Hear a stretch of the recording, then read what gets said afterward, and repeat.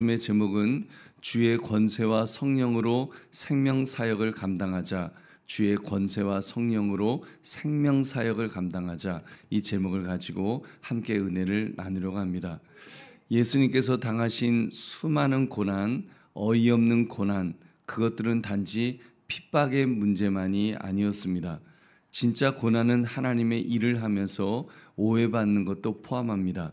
예수님께서 공생의 한복판에서도 그 한복판에서 겪으셨던 고난도 그런 것이었습니다. 가족이 예수님을 미쳤다고 하였고 종교 지도자들은 귀신이 들렸다고 비난을 했습니다. 그 중에도 예수님은 흔들리지 않으셨습니다. 생명사역을 기꺼이 감당해 나가셨습니다. 그 비결이 무엇이었을까요? 오늘 말씀 주의 권세와 성령으로 생명사역을 감당하자, 이 제목을 가지고 우리가 어떻게 이 생명의 사역을 감당할 것인가, 그 구체적인 길을 묵상하시는 이 새벽 되시기를 주님의 이름으로 축원합니다. 오늘 본문의 내용을 자세히 살펴보겠습니다. 예수님의 친족들과 서기관들은 각각 예수님이 어떤 상태라고 여겼습니까? 21절 22절 말씀 같이 읽겠습니다. 시작. 예수의 친족들이 듣고 그를 붙들러 나오니 이는 그가 미쳤다 하밀러라. 예루살렘에서 내려온 서기관들은 그가 바알세불이 집혔다 하며 또 귀신의 왕을 힘입어 귀신을 쫓아낸다 하니. 아멘. 이 하나님의 친족들은 예수님이 미쳤다고 생각해서 이제 그분을 잡으려고 했습니다.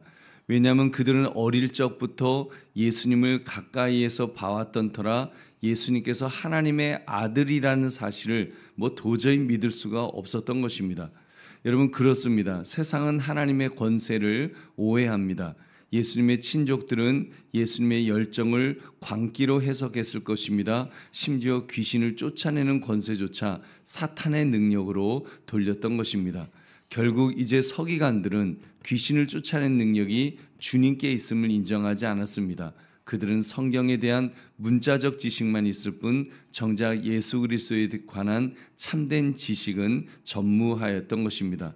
그렇게 서기관들이 예수님을 공격했습니다.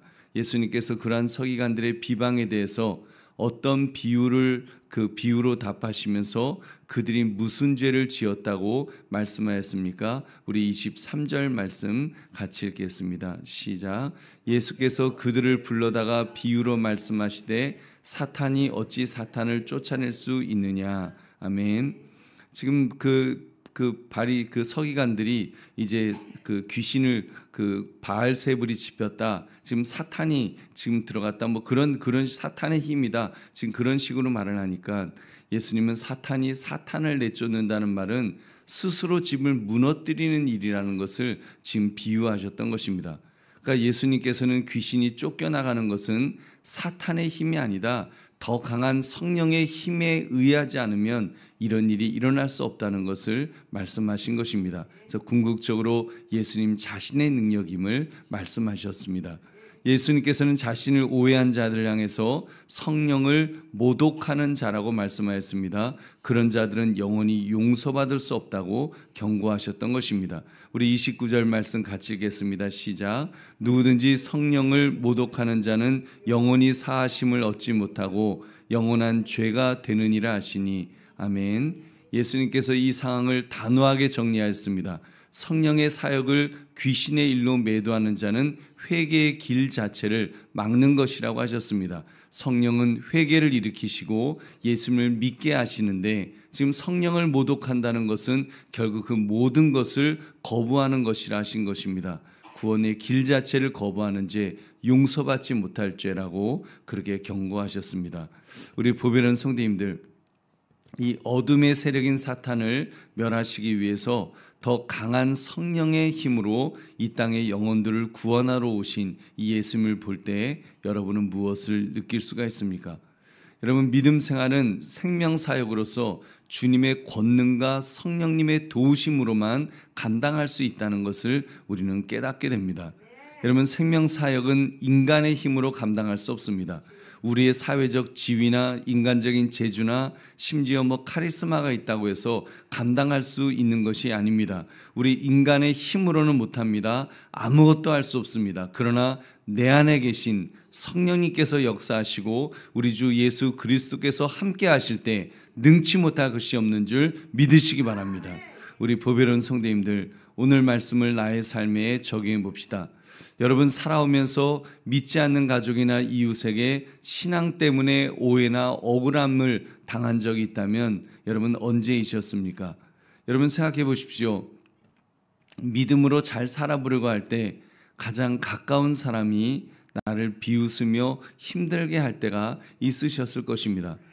좀 적당히 해라, 너무 튄다, 뭐 기도한다고 뭐가 바뀔 일이 있냐, 아니면 그런다고 하나님이 너만 봐주겠느냐, 뭐 그렇게 빈정거립니다. 여러분, 그런 말 한마디에 마음이 무너졌던 때가 여러분 있지는 않으셨습니까? 가장 아끼는 사람에게 믿음에 관하여 말했을 뿐인데 그렇게 돌아온 건 조롱과 냉소와 비난과 오해였을 수 있다는 것입니다.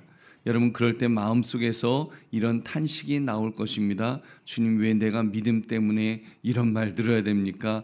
왜 가장 가까운 사람이 나를 이렇게 모를 수가 있습니까? 이런 생각을 할 수가 있는데 우리 보배로운 성도님들 기억합시다. 여러분, 예수님도 그러셨다는 거 꼭 기억하십시오. 주님도 미쳤다는 말을 들으셨습니다. 귀신 들렸다는 모욕을 당하셨습니다. 하나님의 아들이신데 성령으로 사역하시는데도 주님은 세상으로부터 심지어 가족으로부터조차 인정받지 못하실 때도 있었습니다. 여러분, 그러니 오늘 우리야 무슨 취급을 당한들 억울한 일이 있겠습니까? 그러니까 내 능력을 의지하지 맙시다. 예수님의 권세와 성령의 능력만을 사모합시다. 내가 생명사역을 감당하는 것이 아니라, 여러분, 내가 하는 것이 아니라 주님께서 하시도록 내어드립시다. 그렇게 할 때 주님께서 역사해 주실 줄로 믿습니다. 그러므로 주의 권세와 성령으로 생명사역을 감당하자, 이 제목처럼 주님만 바라보며 주님만 의지하며 여러분 주님의 일을 주님의 힘으로 이루어 나가시는 저와 여러분 되시기를 주님의 이름으로 축원합니다. 우리 기도하겠습니다. 말씀 생각하시면서 하나님, 참으로 나의 힘으로는 살아갈 수 없습니다. 하나님의 능력이 아니면, 하나님의 은혜가 아니면, 주님이 함께 하시지 않으면 한순간도 살 수 없는 자임을 고백합니다. 주여 붙들어 주시옵소서. 주님만 바라보고 주님만 의지하며 주님의 뜻을 이루어가며 살게 해달라고 우리 주여 한번 외치고 기도하겠습니다. 주여!